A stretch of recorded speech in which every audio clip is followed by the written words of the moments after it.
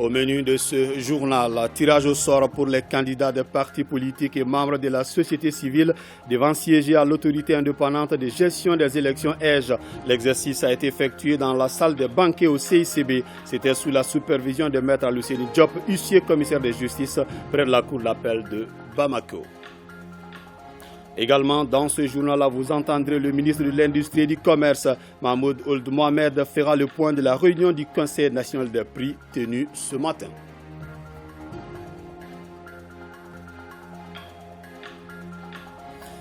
Le ministre du Développement rural face aux producteurs bénéficiaires des engrais subventionnés par l'État. La rencontre se tient dans les locaux de l'Office du Niger à Ségou. Sur place, le ministre Modibo Keïta a annoncé que 10 000 tonnes d'engrais seront distribuées cette semaine.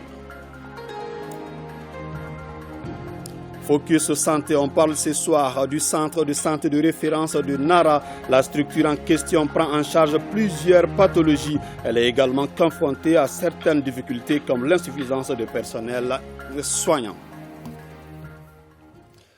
Plus d'une demi-heure d'information pour vous en continu. Bonsoir et bienvenue dans ce journal. Maître Aluseni Diop, huissier commissaire de justice près la cour d'appel de Bamako, a procédé cet après-midi au tirage au sort pour les candidats des partis politiques et membres de la société civile devant siéger à l'autorité indépendante de gestion des élections EJ. Ils sont 8, dont 4 femmes au nom des partis politiques, 3 hommes et 3 femmes pour l'organisation de la société civile. La cérémonie de tirage, c'était dans la salle des banquets au CICB. Suleiman Kenzan Sidibé. Le Conseil national de la transition CNT a voté la nouvelle loi électorale le 17 juin dernier. Le président de la République, le colonel Assimi Goïta, l'a promulguée le 24 juin, une étape très importante pour un retour à un régime civil. La nouvelle loi prévoit la création d'une autorité indépendante de gestion des élections, EJ. Seulement voilà, les choses avaient pris une tournure inattendue au niveau des partis politiques et curieusement au niveau des organisations de la société civile. Ils devraient donner des noms de leurs représentants devant siéger au niveau de l'autorité indépendante de gestion des élections. Il n'y a pas eu de consensus. L'État a décidé de procéder par tirage au sort. Et c'est chose faite depuis ce jour, 22 août 2022. Ils sont au nombre de 14, les membres des partis politiques avec le binôme hommes et femmes et ceux de la société civile, qui sont choisis à l'issue du tirage au sort. Si l'acte est tout à fait légal, des voies de recours pour d'éventuels rectificatifs sont possibles. Les voies de recours sont connues et on les a citées, on les a expliquées tout à l'heure. Le tribunal qui a apprécié.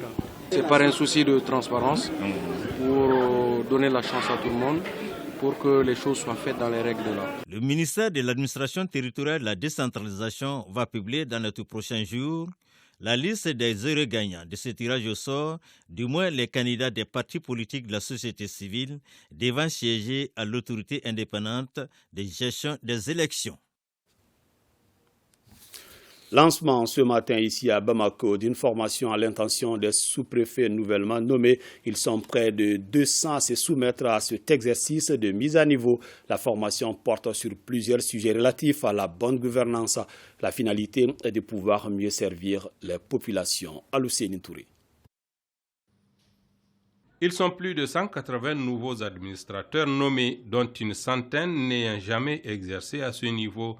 D'où la pertinence de cet atelier de formation à eux adressé. L'importance du sujet justifie la mobilisation d'un financement par la MINUSMA. La présence de la MINUSMA à cet événement témoigne de la vive volonté de la mission à continuer à soutenir les efforts du gouvernement pour le rétablissement et l'extension de l'autorité de l'État sur l'ensemble du territoire malien, conformément à son mandat. La tenue de cette série de formations des représentants de l'État nouvellement nommés est d'autant plus opportune qu'elle offre l'occasion de leur permettre de mieux assurer efficacement les missions qui leur sont dévolues en vue de fournir un service de qualité aux citoyens et contribuer à la restauration de l'autorité et l'utilité des services publics de l'État, notamment dans les zones affectées par la crise sécuritaire au centre et au nord du Mali. Quant au gouvernement, il justifie l'atelier par la nécessité pour les nouveaux administrateurs de s'adapter à un contexte particulier. Cet atelier de formation se tient dans un contexte bien particulier qui se caractérise par un besoin imminent du retour de l'administration pour offrir des services de qualité aux populations affectées par la crise. C'est fort de cette volonté politique, inscrite dans la feuille de route de la transition, qu'il a été procédé au niveau du ministère de l'administration territoriale et de la décentralisation à plusieurs nominations de représentants de l'État, qui ont permis de pourvoir les postes vacants de gouverneurs, de membres du cabinet des gouverneurs, de préfets et de sous-préfets. Récemment, 189 sous-préfets. Parmi ces 189 sous-préfets nommés, une centaine sont à leur première expérience dans la représentation de l'État. Cette session embrasse toutes les matières indispensables à la bonne exécution des missions assignées aux représentants de l'État. Au regard de la complexité de cette fonction, le ministère de l'Administration territoriale et de la décentralisation a initié la présente session de formation en vue de permettre aux nouveaux sous-préfets d'acquérir des connaissances fondamentales à l'exercice de leurs missions qui sont, entre autres, la sauvegarde des intérêts nationaux et le respect des lois et règlements des autorités nationales, l'information permanente du gouvernement sur la vie politique, économique, sociale et culturelle, l'exercice du pouvoir de police administrative dans les matières autres que celles réservées expressément par la loi au président des organes des collectivités territoriales, la coordination et le contrôle des services civils et organismes publics de l'État dans la circonscription administrative, à l'exception des services judiciaires et des forces armées. Et enfin, la mise en œuvre sur le terrain des activités de la préparation et de l'organisation technique et matérielle des opérations référendaires et électorales. Au sortir de cette formation de 5 jours, les sous-préfets nouvellement nommés seront mieux outillés pour servir les populations auprès desquelles ils sont déployés. Le prix du sac de sucre importé est désormais fixé à 30 000 francs CFA. Quant au kilogramme en détail, il est cédé à 650 francs CFA. C'est ce qu'a décidé le Conseil national des prix lors de sa session de ce lundi. Pour plus de détails, écoutons le ministre de l'Industrie et du Commerce, Mahmoud Ould Mohamed, est au micro de Mohamed Kantao. Après avoir travaillé avec l'ensemble des acteurs du marché et les différentes structures de l'État, nous commençons à maîtriser les activités liées aux hausses des prix injustifiés du sucre et nous pensons que nous allons continuer aujourd'hui, nous avons une obligation aujourd'hui de faire en sorte que le prix que le Conseil national va décider soit conforme à la réalité non seulement nationale, sous-régionale, mais aussi internationale. À l'issue des échanges, le Conseil national des prix recommande l'actualisation de la structure du prix du sucre au regard de la tendance haussière des prix fournisseurs sur le marché international et les frais d'approche. Ainsi, le prix indicatif plafond révisés sont fixés ainsi que suit. Prix aux grossistes, 30 000 francs CFA le sac de 50 kg, prix aux détaillants, 650 francs CFA le kilogramme. La réallocation à d'autres opérateurs économiques des quantités non exécutées au cordon douanier du contingent arrivé à échéance le 30 juin 2022, estimé à 31 000 tonnes, suivant le principe du premier arrivé, premier servi. Enfin, le Conseil félicite le gouvernement pour ses efforts dans le cadre de la stabilisation des prix et du suivi de l'approvisionnement régulier du pays en produits de première nécessité en général et du sucre en particulier. Remercie les opérateurs économiques pour leur sens de patriotisme, pour avoir renoncé à une partie substantielle de leur marge commerciale. Salue les consommateurs pour leur résilience face aux effets des crises multiformes que connaît le Mali. Le ministre du Développement rural, Modibo Keïta, était ce week-end dans le locaux de l'Office du Niger où il a rencontré les acteurs concernés par les engrais subventionnés par l'État pour l'approvisionnement des producteurs. Le ministre a annoncé que 10 000 tonnes d'engrais seront distribuées cette semaine. Mais avant cette rencontre, le ministre Keïta avait visité 2 champs de riz dans les zones de production de Nyono et Bewani. Le point de ces activités avec Aramata Konaté et Bassi Traoré. À ce jour, près de 110 000 hectares de terre sont mis en valeur dans les zones office du Niger. Cela grâce aux investissements de l'État et ses partenaires et à l'amélioration de la situation sécuritaire. Quelques mois après le démarrage de la campagne agricole 2022-2023, le ministre du Développement rural se rend à Nyono et à Bewani pour s'enquérir de l'état des champs. L'état végétatif du riz est très bon. La pluviométrie aussi est vraiment suffisante. Et on peut beaucoup espérer des rendements très importants. Ensuite, tout ça, ça peut se réaliser grâce à l'appui des forces armées qui ont amené la sécurité dans la zone. C'est le lieu de remercier les forces armées et nous comptons toujours sur les forces armées pour que la sécurité puisse être maintenue jusqu'aux récoltes. Quand j'utilise l'engrais organique, je peux avoir 90 sacs à l'hectare contre 80 avec l'engrais chimique.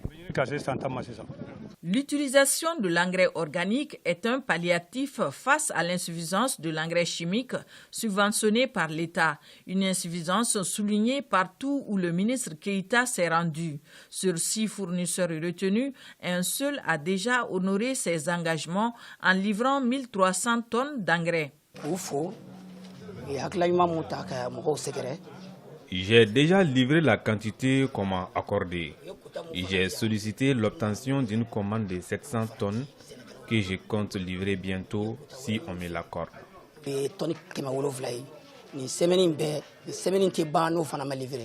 Pour couvrir l'ensemble des besoins des producteurs en engrais subventionnés par l'État et résoudre les difficultés liées à ce secteur, des mesures urgentes sont en cours, rassure le ministre du Développement rural à l'issue d'une rencontre avec les différents acteurs.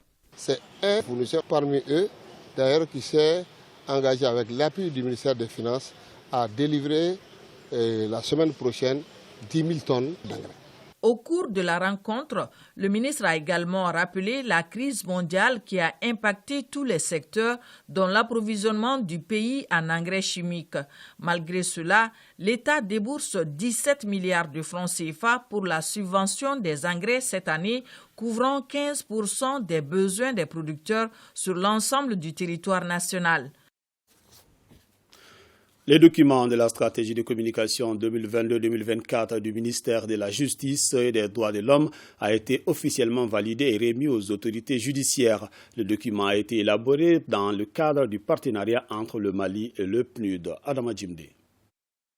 Les cours et tribunaux et les autres services du département de la justice ont besoin d'une bonne stratégie de communication pour leur fonctionnement. C'est pourquoi les procureurs, présidents de juridiction et les organisations de la société civile viennent de valider ce matin la dite stratégie. Le document élaboré avec l'aide des partenaires a été officiellement remis aux autorités judiciaires. Cet appui s'inscrit dans le cadre de notre programme d'appui à la stabilisation du Mali à travers le renforcement de l'état de droit communément appelé PROSMED, mise en œuvre conjointement par le PNUD, ONU-FEMM et la MINUSMA. Ce programme d'une durée de 5 ans prévoit une série d'appuis au ministère de la Justice afin de renforcer l'accès et la confiance des populations à des services de justice plus efficaces, redevables et transparents. L'appui déjà apporté à la cellule de communication du département a permis de jeter les bases d'une communication efficace et plus professionnelle. Nous pouvons citer l'institution des journées d'échange justice et presse, la rédaction du magazine semestriel d'information générale du ministère de la Justice et des Droits de l'Homme, la couverture quotidienne des audiences et des réunions importantes, la mise en place avec l'appui de l'USAID Mali Justice Project d'un centre d'appel juridique dénommé Hakeou Kunafoni pour un coût total de plus de 120 millions de francs CFA. Selon une étude réalisée par la Fondation Frédéric Ebert, près de 45% des Maliens n'ont pas confiance en la justice. Pour les autorités, il faut forcément inverser cette tendance. Au niveau de la justice, le comportement des acteurs joue beaucoup sur la perception que les gens ont de la justice. Donc il est important d'inverser cette tendance à travers un changement de comportement. Avec le document, les activités des différents services seront désormais plus visibles, donc mieux compréhensibles. Après une série de rencontres dans les quartiers et villages sur la prévention et la lutte contre l'extrémisme violent, l'heure est à la restitution pour Think Peace.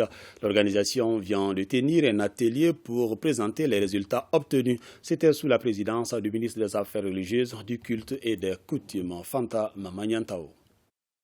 La présente activité de mini-rencontre initiée par Think Peace doit aboutir à la participation et à la prise en compte des contributions de jeunes filles et femmes leaders locaux dans la prévention et la lutte contre l'extrémisme violent et le terrorisme au Mali. Aussi, une occasion pour Think Peace de proposer des recommandations sur les besoins prioritaires des jeunes filles et femmes pour mettre fin à ces fléaux qui est l'extrémisme violent et le terrorisme. Aujourd'hui, nous avons pensé que les femmes ont un grand rôle à jouer dans le cadre de cette action-là. Raison pour laquelle nous avons fait une activité vraiment à part avec les femmes, qui est celui de faire des mini-rencontres dans les quartiers et les villages pour parler de la contribution des femmes dans la prévention de l'extrémisme violent et le terrorisme, mais également en n'oubliant pas cette phase de transition que nous sommes là-dedans. Donc on est en train également de voir comment les femmes peuvent jouer également un rôle dans ce sens-là. Le ministre des Affaires religieuses, du culte et des coutumes se réjouit de l'implication de ces jeunes filles et femmes dans le combat de l'extrémisme violent et le terrorisme dans les différentes régions et à Bamako et environ. On a longuement utilisé les hommes dans le cadre de la lutte contre l'extrémisme violent et le terrorisme, mais cette fois-ci, avec l'ambassade danoise et avec l'ONG Think Peace et le ministère des Affaires religieuses, du culte et des coutumes, nous avons voulu associer les femmes musulmanes et chrétiennes dans le cadre de la lutte contre l'extrémisme violent et le terrorisme. Donc cette fois-ci, ça a été vraiment les mini-rencontres dans les villages et dans les quartiers pour pouvoir sensibiliser les jeunes filles, les femmes, pour que ces fléaux qui nous frappent tous soient éradiqués de façon totale. Notons que l'ONG Think Peace et ses partenaires promettent de recoudre le tissu social pour une paix durable au Mali et dans le pays du Sahel à l'horizon 2028.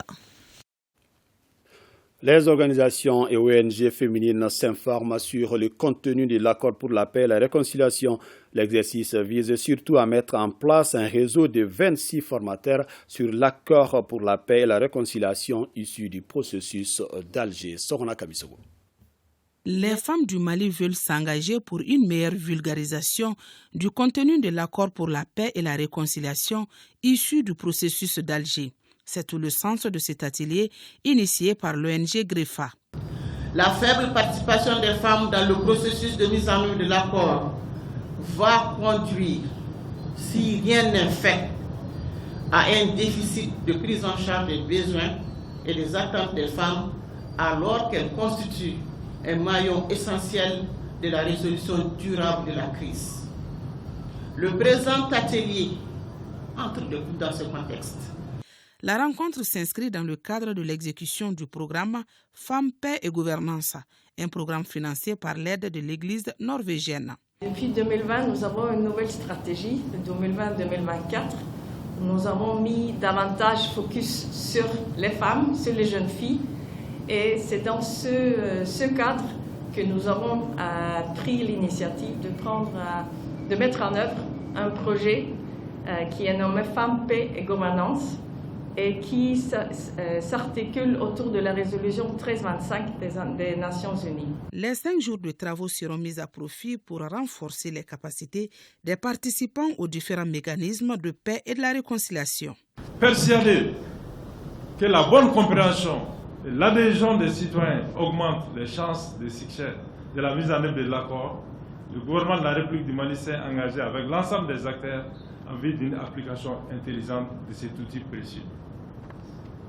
Cette initiative de l'ONG CREFA, avec l'accompagnement de l'aide de l'Église norvégienne, de mettre en place un pool de formateurs chargé de la dissémination de l'accord pour la paix et la réconciliation, en vue de l'adhésion d'un plus grand nombre de populations dans le processus de sa mise en œuvre, s'inscrit dans le soutien aux efforts déjà en cours.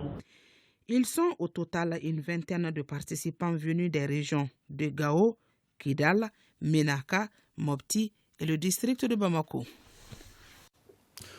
Une délégation de l'Office national des pupilles en République du Mali, ONAPUMA, était en visite à l'ORTM ce lundi.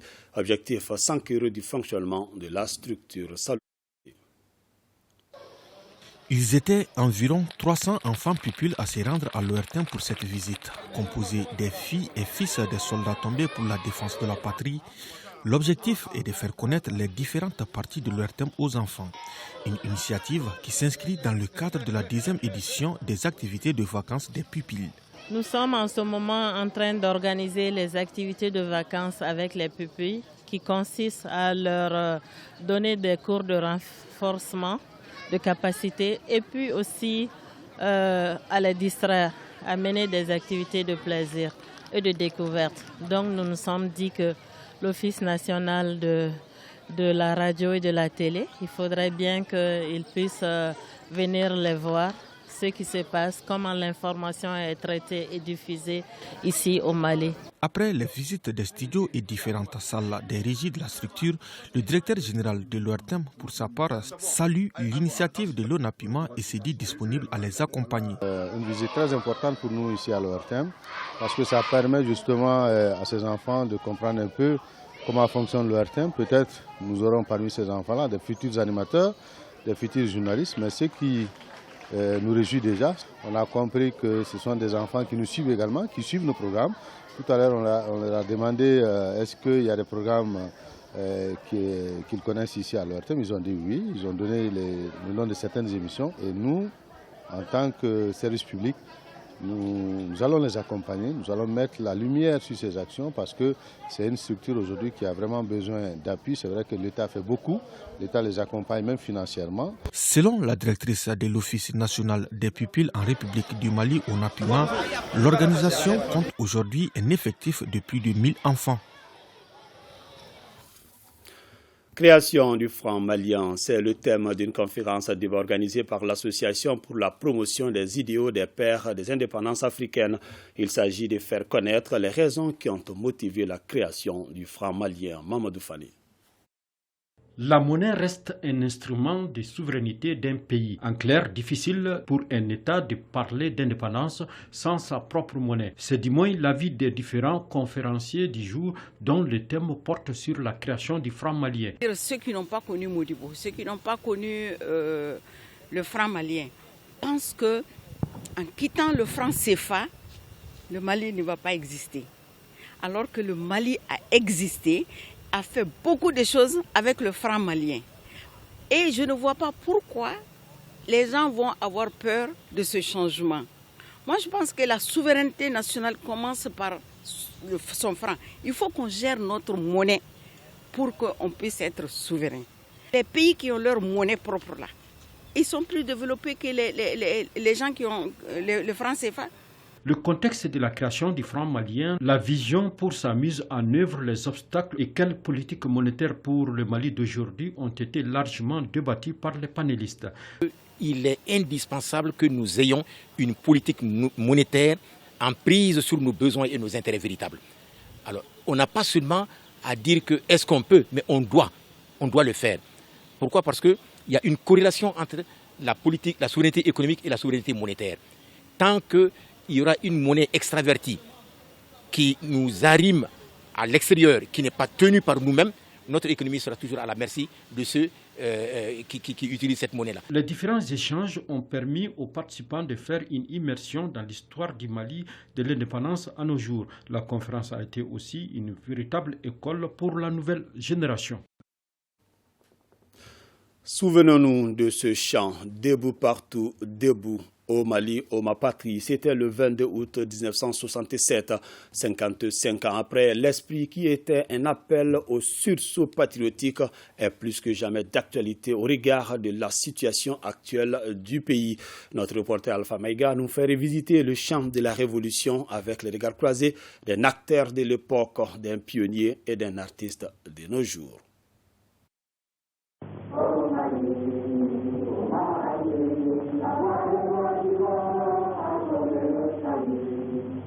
Un message, un appel au sursaut patriotique. Nous étions le 22 août 1967.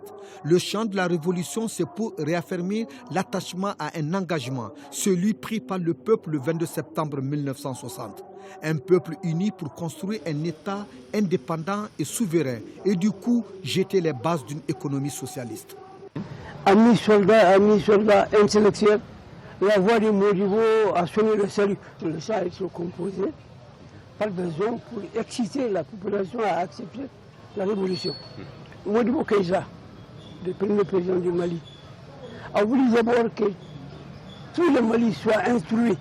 La jeunesse, la vieillesse, les femmes, les hommes, il faut que tout le monde soit instruit parce que le développement ne peut pas aller sans instruction.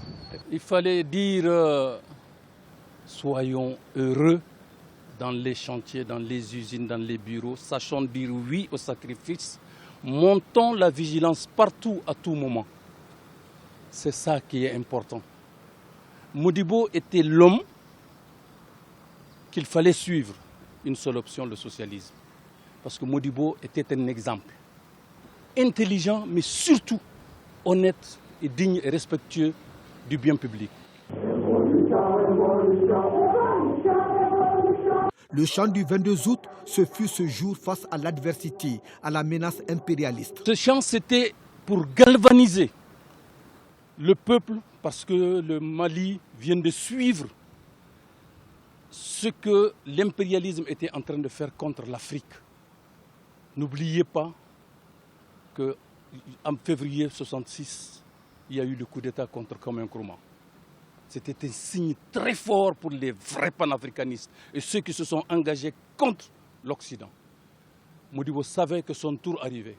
Il fallait galvaniser le peuple et avec toutes les difficultés qu'on a mis contre le Mali, sur le dos du Mali, pour que l'exemple du Mali ne porte pas. Parce que le Mali était en train de faire des émules. N'oubliez pas qu'en 6 ans de vie de Modibo Keïta, le Mali a été visité par 38 à 40 chefs d'État et de gouvernement pour venir s'inspirer de ce que ce peuple aux confins du Sahara faisait. C'est dire alors que dans le contenu du chant de la révolution, il faut livrer la bataille du souvenir, mais aussi et surtout la bataille de l'avenir. En clair, relever la tête et de poursuivre le combat dans la ligne du 22 septembre 1960. L'accession à la souveraineté nationale. Aussi le combat du 20 janvier 1961 demandant l'évacuation des bases militaires françaises. Pourquoi pas cet autre combat, le 1er juillet 1962, la création du franc malien. Tout un récit des événements passés, l'histoire. À ce moment-là, le pays était en ambiance pour l'indépendance. Et quand Modibo a décidé l'indépendance, le Mali est très content. Et c'était l'enthousiasme total. Même dans notre tradition africaine, on le dit, c'est-à-dire que si tu ne sais pas d'où tu viens, comment peux-tu savoir où tu vas? Mais heureusement qu'il y a une conscience collective qui est là, qui se construit, une conscience très profondément humaine. On doit s'approprier de ce chant. L'esprit du 22 août 1967, le souffle du 22 août 2022 est plus que jamais d'actualité au regard de la situation actuelle du Mali. C'est le peuple qui doit comprendre le chant. Tout chant a une voie à suivre. Tout chant rappelle quelque chose qui est passé et excite à encourager le présent pour préparer l'avenir. Si ça me ramène loin dans l'histoire, ça me ramène aussi au présent. C'est comme un peu si émotionnellement ou spirituellement l'histoire se répétait. Deux concepts. J'ai vu le Mali se réveiller parce qu'il faut galvaniser les hommes. Aujourd'hui, une autre jeunesse qui parle de refondation. Si le Mali doit être revu, si le Mali doit être refondé, mais dans une organisation structurée. En tout cas, le chant de la révolution du 22 août, la voix de Modibo Keïta a sonné le salut. 55 ans à ce jour.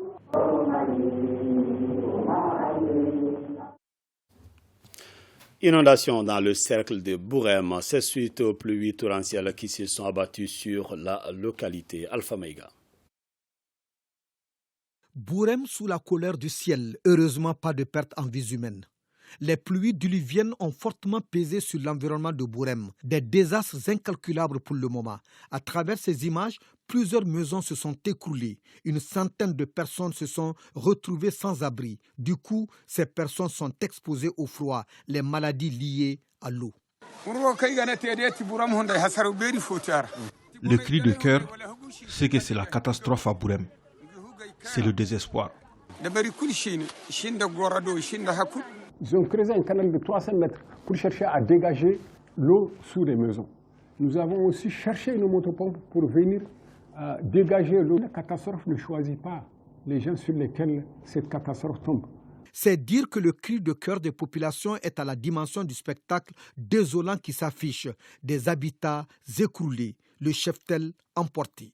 Aussi des ruelles bloquées et des ravins qui continuent de charrier l'eau de pluie. De Takossou, à plus de 10 km au nord de la ville de Bourem, à Tondibangou, dans un bras du fleuve Niger, au niveau des quartiers Kalani et Djambourou, dans la ville de Bourem. Nous avons recueilli 95 mm. Nous nous sommes rendus sur les lieux pour constater les dégâts. Nous avons assisté impuissamment à des scènes de désolation. Quand on a fait le constat, nous avons demandé le préfet à instruire au service social de se mettre immédiatement à la tâche pour faire un recensement exhaustif de tous les dégâts. Ça fait longtemps qu'il n'a pas bien pris à Bourem. Donc on a vraiment besoin de la pluie parce que nous sommes des paysans. Je suis encore vraiment très touché par rapport aux différents dégâts que la pluie a causés. Bourem est un cercle envahi par le sable où se trouve la seule unité industrielle, l'usine de phosphate dans le nord du Mali et le site du barrage de Taoussa, une préoccupation majeure aujourd'hui des autorités de la transition. Nous restons à l'intérieur du pays. À 100, les légitimités traditionnelles sont entrées en possession de leurs certificats et insignes. La cérémonie de remise symbolique a été présidée par le gouverneur de la région. Le colonel Ousmane Sangaré a appelé les 793 chefs de village et quartiers à s'impliquer davantage dans la recherche de la paix et la cohésion sociale. Drissa Kone. Cette remise des insignes et certificats aux légitimités traditionnelles est un témoignage éloquent d'un début de révalorisation de leur mission, un retour au leadership traditionnel qui a toujours été une référence au Mali en matière de prévention des conflits, de résolution des crises et une force de proposition de solutions. Dans la région de 100, ils sont au nombre de 793 chefs de village et de quartiers qui bénéficieront de cette reconnaissance officielle. Les attestations, les certificats, les insignes, vraiment, donc le fait de vraiment de les décerner, ça va droit au cœur. Ça va nous requinquer davantage vraiment dans notre mission quotidienne. Garant de la stabilité, de la cohésion sociale et du vivre ensemble dans son territoire, le chef de village, fractions et des quartiers représentent les pouvoirs publics auprès de sa communauté. À cet effet, il est chargé d'une mission de service public. Ainsi, il doit veiller à l'application des lois et règlements avec équité et en toute impartialité. Le gouverneur Sangaré a mis à profit la cérémonie pour étaler quelques grandes actions en vue dans la région. La construction des bureaux du gouvernorat de la région. La construction d'un camp militaire à 100. La construction du centre de perfectionnement préfectoral de 100. La construction de la brigade de gendarmerie de Bénénan et l'équipement des sous-préfets en moins de déplacements, etc. Les légitimités religieuses présentes à la cérémonie ont fait des bénédictions pour un Mali libre et prospère. Point Covid du jour, les services de santé ont enregistré de nouveaux cas positifs sur 448 tests réalisés, 0 guéris et 0 décès. À ce jour, 12 patients sont sous traitement. Un mot de sport, Coupe ORTM au compte de la dernière rencontre de poule. Bougouni a battu la commune 1 par le score de 2-0. Bemba Sibi. L'équipe de Bougouni sauve l'honneur. Les poulains du coach Mamadou Touré se sont imposés 2-0 face à l'équipe de la commune 1. Dans ce match sans enjeu, l'équipe de Bougouni a pris très tôt le contrôle du jeu. Il faut attendre la 53e minute de jeu pour voir le premier but avec Modibo Diakité, qui a d'ailleurs été élu homme du match. À la 85e minute, les joueurs de Bougouni scorent pour la deuxième fois. C'est notre première année. On a crié, mais on avait dit ici, on ne va pas rentrer avec 0 points à la maison. Et Dieu a fait aujourd'hui, on a choisi notre 3 points. Dieu merci, on a eu les 3 points là. Donc nous, c'est un sentiment de fierté. Et je dis aux enfants, vraiment félicitations, bravo à tout le monde. Pour sa première participation à la Coupe ORTM, l'équipe de Bougouni s'offre donc 3 points. L'équipe de la commune 1 a développé un match peu réduisant. Le coach adjoint explique cet état de fait par le retrait des points de la commune 1. Ce qui n'a pas marché, mes enfants sont carrément découragés. Donc on a fait 2-3 jours sans entraînement, 4 jours sans entraînement. C'est aujourd'hui même que matin, on a appelé les joueurs. On a qu'à se trouver sur le terrain de Mamadou Konaté pour qu'on va jouer le 3e match. Cette rencontre comptait pour la 3e et dernière journée de la phase de poule de la Coupe ORTM. Les demi-finales sont prévues pour les 11 et 12 septembre prochains. Focus Santé, on parle ce soir du centre de santé de référence de Nara. La structure compte plusieurs unités qui prennent en charge plusieurs pathologies. Malgré tout, le CCRF de Nara reste confronté à certaines difficultés comme l'insuffisance de personnel soignant. Barakissa Ouattara et Mbarakou Maïga. 1992-2022, 30 ans d'existence pour le CCRF de Nara. Aujourd'hui, le centre de santé est pluridisciplinaire avec toutes les unités dont un centre de santé peut disposer. Il y a la maternité, il y a la pédiatrie, il y a la médecine, il y a l'imagerie, il y a l'ophtalmologie, il y a odontostomatologie, il y a urénie qui est unité de récupération nutritionnelle, il y a la réanimation, il y a le bloc opératoire, la chirurgie en quelque sorte. Des unités toutes opérationnelles. Au service ophtalmologique, la cataracte et la conjonctivite sont généralement les motifs de consultation. Ici, le plateau technique est bien fourni grâce aux partenaires. Par jour, nous pouvons recevoir en moyenne 40 patients, surtout les jours de foire, parce que les lundis constituent le jour de la foire en Nara ici. Donc nous pouvons consulter jusqu'à 100 patients parfois, grâce à l'appui de Sexverse International, qui est un partenaire de très longue date au niveau du CCRF de Nara. Nous recevons beaucoup de matériel, notamment les lampes enfantes, le tonomètre à air pulsé. Nous avons reçu ce matin même l'échographie oculaire en mode A et mode B. Toutefois, certaines difficultés minent les efforts consentis. Il s'agit des problèmes d'eau ou encore l'insuffisance accrue du personnel en général et des spécialistes en particulier. La principale difficulté, c'est l'insuffisance numérique du personnel qualifié. Ici, en termes de spécialité, on n'a pas un gynécologue de spécialité. C'est les médecins qui ont la qualification. Il n'y a pas de chirurgien. Il n'y a pas de pédiatre de qualification. C'est des médecins à tendance qui ont séjourné dans les unités qui jouent le rôle de pédiatre et autres. Effectivement, c'est un médecin généraliste qui est le responsable du service de pédiatrie et de l'urénie. Ces unités peuvent recevoir en moyenne 15 enfants par jour. La plupart de ces enfants souffrent de paludisme. Associé à cela, il y a les infections respiratoires aiguës également qui sont également fréquentes et également les gastro-entérites. Souvent nous empruntons les salles d'hospice des autres services, la médecine et la chirurgie. Voilà. Également, comme je l'ai dit, nous faisons également la prise en charge de la malnutrition. Également, nous pouvons être débordés.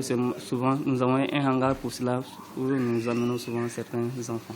Le CCRF de Nara manque également d'équipements sanitaires adéquats, mais surtout de moyens roulants. Néanmoins, beaucoup de réalisations ont été faites sur fonds propres à l'initiative du médecin-chef. On peut citer, entre autres, la prise en charge d'une partie de l'électrification et la construction d'une morgue de fortune. On a eu à réaliser beaucoup de choses. On a mis le carreau dans tous les couloirs du CCRF, sur fond propre, à peu près à 2000 mètres carrés. On a eu à acheter des bornes fontaines, on a eu à construire la morgue sous forme de chambre froide, à réaliser, à terminer les travaux de la pédiatrie, de l'unité pédiatrie. Avec plus de 360 000 habitants, la région de Nara souhaite l'érection du CCRF en hôpital régional avec un plateau technique plus élargi.